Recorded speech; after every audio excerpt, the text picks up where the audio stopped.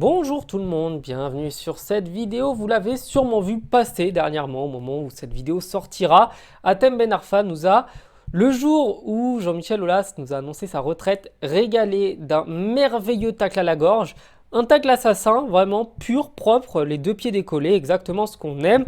Et je vous avais d'ailleurs fait une vidéo pour expliquer pourquoi Hatem Ben Arfa était quand même ingrat envers Jean-Michel Aulas. Et ça m'a donné l'idée de faire cette vidéo où on va parler de toutes les fois où Hatem Ben Arfa a saboté sa carrière. Hatem Ben Arfa, pour ceux qui sont peut-être un petit peu trop jeunes pour l'avoir vu jouer sur un terrain, c'est un gars qui fait partie de cette génération 87, une génération magique de l'équipe de France, où on avait notamment Menez, Nasri, Ben Arfa et Benzema, et une génération connue pour être un petit peu la génération des vilains petits canards. Et un petit peu comme tous ceux de cette génération, Hatem Ben Arfa, très jeune, très jeune, il est déjà extrêmement talentueux, c'est un jeune joueur magique. Et à une dizaine d'années, il est déjà repéré parce que tout le monde avait bien compris qu'Hatem Ben Arfa était un diamant brut. Au final, c'est à l'INF Clairefontaine qu'il partira faire le tout début de sa formation de footballeur. Pour ceux qui ne le savent pas, le grand public avait déjà découvert Hatem Ben Arfa dans les années 2000, puisqu'il y avait eu un reportage qui avait été fait justement autour de l'INF Clairefontaine, autour de ce centre de formation de l'équipe de France. Et donc, toute l'année, on va suivre le parcours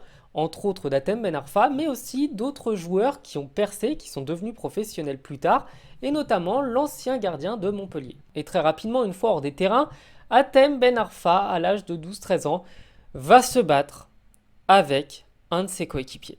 Et pas n'importe lequel, puisqu'il s'agit d'Abou Diaby. Et évidemment, la bagarre, vous l'aurez dans la description, je pense que tout le monde l'a déjà vue, mais je ne peux pas la mettre ici, puisque une certaine société qui s'appelle Liquidé décide de striker les chaînes des gens, et je n'ai pas envie d'avoir des problèmes avec ces individus-là. Ainsi, avec cette bagarre, alors qu'il est seulement en centre de formation, il aurait pu, dès la première fois, tuer sa carrière dans l'œuf, parce que les clubs ne veulent pas de mauvais comportements. Au final, une fois qu'il aura grandi un petit peu, Rennes et Saint-Étienne vont aller taper à la porte, lui proposer un premier contrat d'aspirant, parce que vous avez des contrats stagiaires, aspirants, etc. Et c'est au final l'Olympique lyonnais qui va parvenir à convaincre Hatem Ben Arfa de venir. Évidemment, quand je dis convaincre, c'est qu'une prime à la signature de 150 000 € pour un joueur qui a 14-15 ans, généralement, quand vous êtes le papa ou la maman, vous réfléchissez pas très longtemps. Et donc, une fois qu'il a signé à Lyon, quelques années plus tard, une fois que ces gammes seront faites, il signera donc son premier contrat réel professionnel avec Lyon, et c'est là que le football français découvrira un joueur magique. Et un joueur magique, d'autant plus qu'il jouera dans son club de cœur, ce qui le motivera encore plus. Et à la même période, à Lyon, il jouera avec un certain Karim, qui n'a pas une très grande carrière, cela dit. Bien entendu, comme Ben Arfa aime énormément se disputer, on aura donc la deuxième dispute de sa carrière avec Gérard Houllier. Et comme Jean-Michel Aulas, Houllier et Hatem Ben Arfa vont un petit peu se disputer, il y en a forcément un des trois qui devait partir, comme Jean-Michel Aulas c'était impossible, et bah c'est l'entraîneur qui va dégager, qui sera remplacé par Alain Perrin. L'expérience c'est quand même pas mal à Lyon, puisqu'Hatem Ben Arfa va remporter plusieurs fois le titre de champion de France, puisque c'est la période magique de l'OL, mais l'expérience tournera court le jour où l'OM, son club de cœur, viendra taper à la porte. Et comme Aulas n'avait aucune envie de se débarrasser d'Hatem Ben Arfa, eh bien ce petit Hatem va partir au bras de fer contre son club et va littéralement bouder les entraînements et bouder la reprise avec Lyon.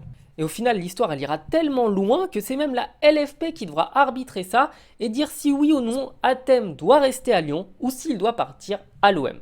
Ah mais clairement, hein, quand il s'agit de foutre le bordel, Hatem Ben Arfa, il est champion du monde. Il nous fait donc 5-6 années de carrière et il y a déjà eu 3 fois des histoires avec lui. Et le voici donc parti sur la Canebière. Au départ, l'expérience elle se passe bien parce qu'Hatem Ben Arfa c'est un électron libre, il a besoin qu'on lui laisse toute la place qu'il veut, il a besoin qu'on le laisse jouer de la manière qu'il veut surtout. Et pas de bol pour lui, et bah c'est pas de l'avis de son entraîneur de l'époque, Eric Guéret, avec qui ça va plusieurs fois clasher. Et en cause, c'est surtout un mauvais comportement et une mauvaise implication générale du joueur qui posera le plus de soucis. Et jusqu'à présent, on a donc eu des embrouilles avec Abou Diaby, avec Guéret, avec Gérard Houllier et avec l'OL. Plus tard, il se disputera même avec Djibril Cissé et Modeste Mbami dans les vestiaires de l'OM. Et pour vous montrer à quel point c'est extraordinaire de le faire, c'est que Djibril Cissé est un joueur qui a un grand cœur, qui n'a jamais oublié tout ce que Giroud avait pu faire pour lui, qui traitera toujours Giroud comme son père. Modeste Mbami, quant à lui, c'est un petit peu comme N'Golo Kanté, c'est le genre de mec que vous avez dans un vestiaire et qui ne s'embrouillera jamais de sa vie avec qui que ce soit, sauf évidemment s'il y a un très mauvais comportement. Et une fois qu'on a pesé le pour et le contre, l'expérience marseillaise, elle sera quand même assez mitigée.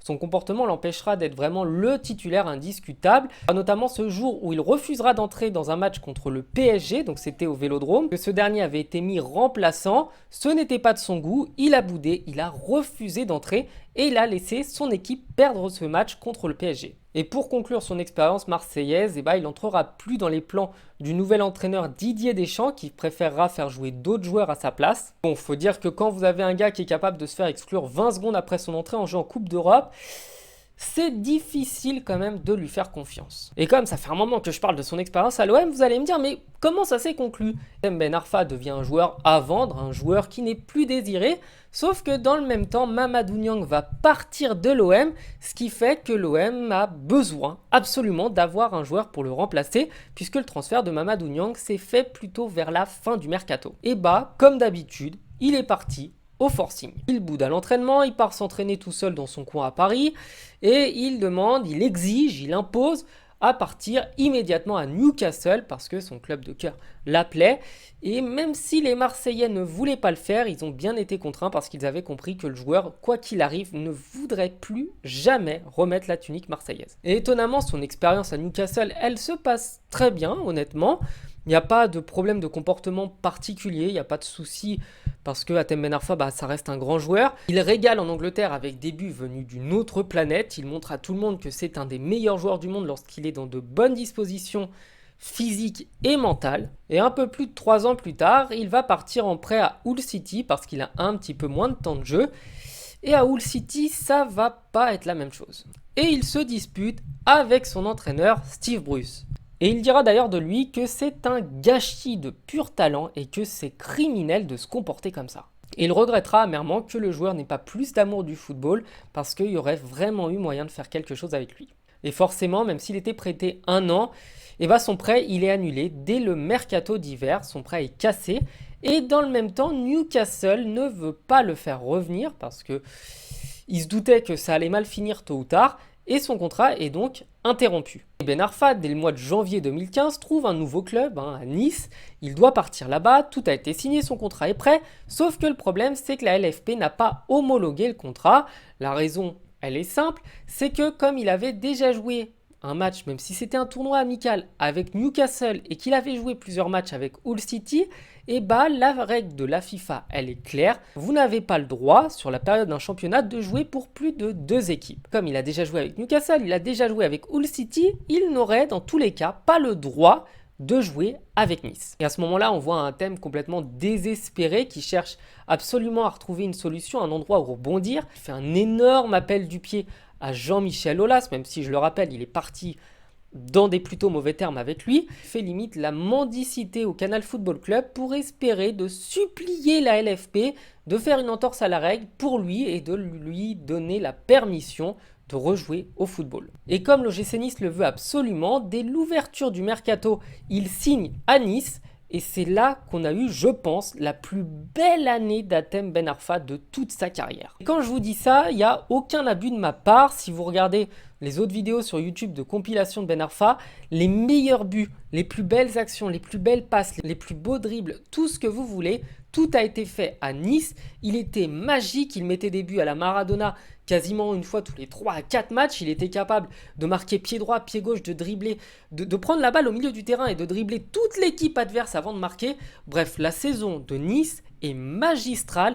Il permet même à Nice de finir 4e du championnat alors qu'ils étaient plutôt bien partis pour jouer le ventre mou, voire la non-relégation. Et Nice veut absolument le conserver une saison de plus, même si son contrat n'était valable qu'une seule année. Que manque de chance pour lui, son club de cœur lui fait un petit appel du pied puisqu'il est libre, il s'agit du PSG. Hatem Ben Arfa venait d'être nommé meilleur joueur de Ligue 1 cette saison-là et on pensait tous sincèrement, puisqu'il avait un niveau incroyable, qu'il était le joueur qu'il fallait à cette équipe. Et pour défendre le joueur, je pense qu'il avait envie de jouer dans un grand club pour une fois dans sa carrière. Il n'avait pas eu l'occasion de le faire avant. Et le PSG lui proposait d'avoir une place importante dans l'effectif, d'être un joueur majeur, proposait surtout le fait d'enfin pouvoir jouer des grands matchs en Ligue des Champions. Sauf qu'Hatem Ben Arfa au PSG, il reprend ses mauvaises habitudes, il arrive avec beaucoup trop de kilos, il n'est pas prêt physiquement, il n'est pas prêt mentalement, il se fait même gauler sur le parking du camp des loges avec un grec dans sa voiture alors qu'on lui reproche d'avoir pris trop de poids. C'est quand même pas évident de gérer un cas comme lui. Dans le même temps, on a Unai Emery qui a une vision du football très particulière. Il veut des joueurs qui défendent beaucoup, il veut des joueurs qui ne sont pas des électrons libres, il veut vraiment des joueurs qui gardent le ballon le minimum possible.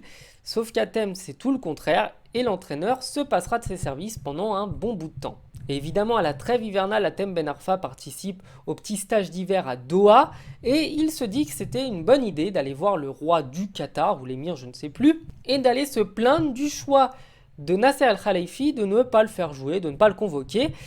Et autant vous le dire, quand vous vous embrouillez avec le meilleur ami du roi d'un pays, et que le roi du pays en question est le président, le directeur, le je ne sais quoi, le mécène ou je ne sais quoi d'autre du club, c'est quand même pas bon.